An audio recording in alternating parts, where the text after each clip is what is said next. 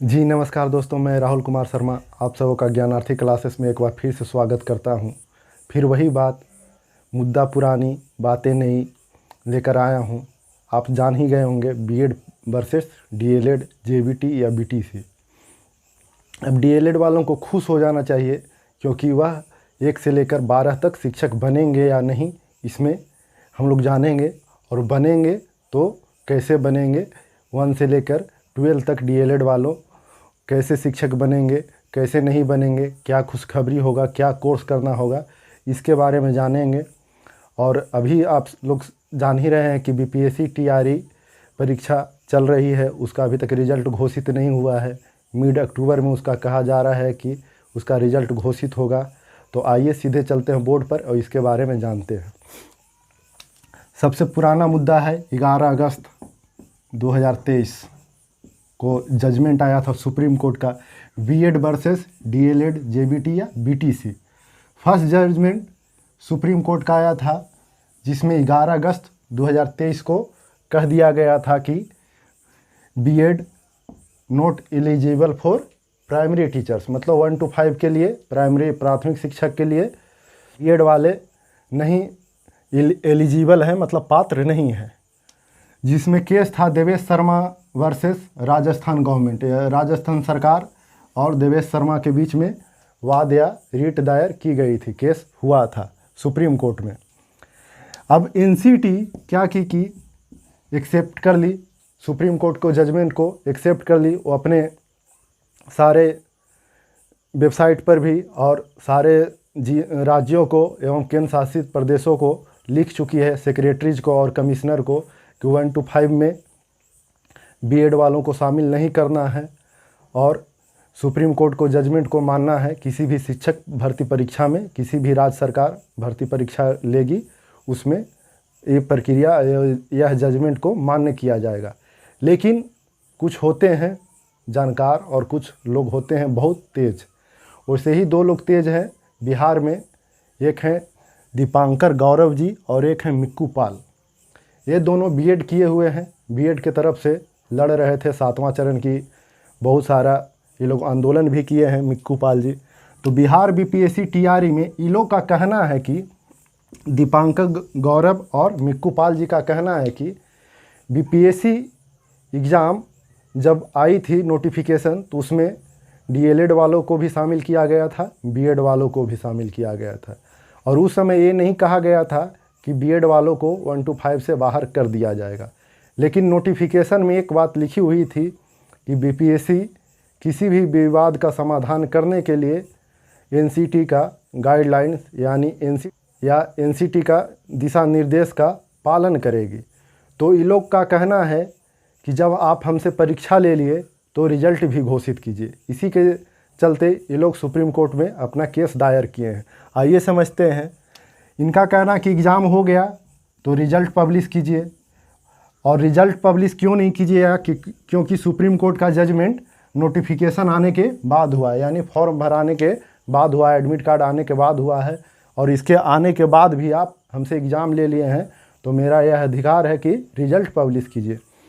इन्होंने इनमें कानूनी अधिकार, अपना मौलिक अधिकार को प्रयोग करते हुए, संवैधानिक अधिकारों को प्रयोग करते हुए, इसमें 2 अनुच्छेद के तहत, आर्टिकल के तहत, धारा के तहत इन्होंने प्रयोग किया संवैधानिक अधिकारों का।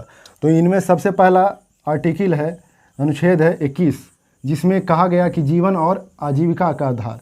संविधान हमें जीने का और आजीविका यानी व्यवसाय और उसको जीविका चलाने के लिए, काम धंधा करने के लिए, व्यवसाय करने के लिए अधिकार देती है। किसमें?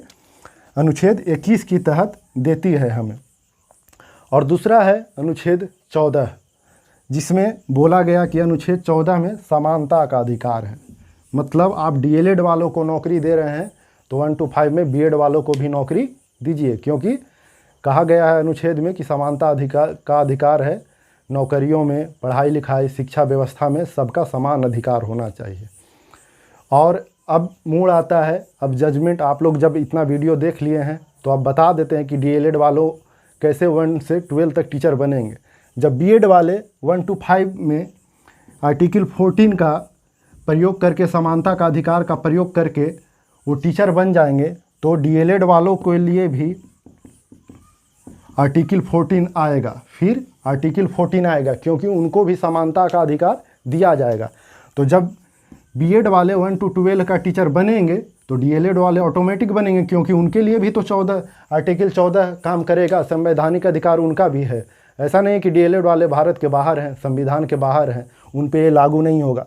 अगर बीएड वालों के लिए अगर आर्टिकल 14 अप्लाई होगा तो डीएलएड वालों के लिए भी आर्टिकल 14 अप्लाई होगा। तो अगर 1 to 5 में बीएड आते हैं तो हम लोग या डीएलएड वाले जो भी हैं वो कहाँ चले जाएंगे, 1 to 12 चले जाएंगे, मतलब 1 से लेके 12वीं कक्षा तक बनेंगे। क्यों बनेंगे? क्योंकि आर्टिकल 14 अनुच्छेद 14 हमें समानता का अधिकार देता है, मतलब सबको समान अधिकार देना है, सभी नागरिकों को। तो शिक्षक ट्रेनिंग, टीचर ट्रेनिंग वो भी किए हैं बीएड वाले भी, और टीचर ट्रेनिंग डीएलएड वाले भी किए हैं। तो दोनों का ट्रेनिंग सेम है, टीचर ट्रेनिंग है। तो आर्टिकल 14 दोनों जगह यूज होगा, तो डीएलएड वालों के लिए भी होगा और बीएड वाले के लिए भी होगा। तो बीएड वाले 1 to 12 टीचर बन सकते हैं, तो डीएलएड वाले 1 to 12 का टीचर क्यों नहीं बन सकते हैं? लेकिन उसमें कहा गया था सुप्रीम कोर्ट के जजमेंट में कि एनसीटी का गजट जो जून 2018 में आया है उसको ही रद्द कर दिया गया, मतलब डिस्पोज कर दिया गया, खारिज या रद्द कर दिया गया, डिसमिस कर दिया गया। उसमें कहा गया था कि अगर बीएड वाले 1 to 5 में टीचर बनते हैं तो उन्हें 6 महीना का ब्रिज कोर्स करवाना पड़ेगा। क्या करवाना पड़ेगा या करना पड़ेगा? 6 महीना का कोर्स कराना पड़ेगा 2 साल के अंदर, 2 ईयर्स के अंदर, विद इन 2 ईयर्स के 2 साल के अंदर उन्हें 6 महीने का ब्रिज कोर्स करवाया जाएगा। तो यहाँ पे समान अधिकार कैसे है? वहाँ पे आपको कहा गया था कंडीशन लगाकर कि 6 महीने का ब्रिज कोर्स करना होगा आपको। तो 6 महीने का ब्रिज कोर्स करना होगा तो आप समान रहे कहाँ? तो फिर 1 to 12 आप टीचर बनेंगे कैसे? बीएड वाले 1 to 5 में आएंगे नहीं। अगर डीएलएड वाले आएंगे तो इनको कह दिया जाएगा कि 1 साल का आप ब्रिज कोर्स कर लीजिए, आप 1 to 12 का टीचर बन जाइएगा। लेकिन इसमें कंडीशन था कि पहले सिस्टम में आना। सिस्टम का मतलब, आने का मतलब होता है कि आप पहले नौकरी प्राप्त कर लें, उसके बाद 6 महीना का ब्रिज कोर्स आप कर सकते हैं।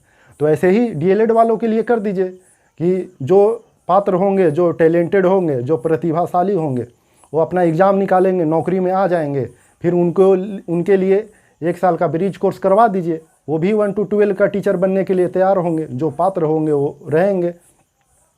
तो ये वीडियो और ये जानकारी कैसा लगा आप लोग के लिए? अगर अच्छा लगा तो ज़रूर शेयर करें, कमेंट करें, लाइक करें। धन्यवाद। आज के लिए इतना ही।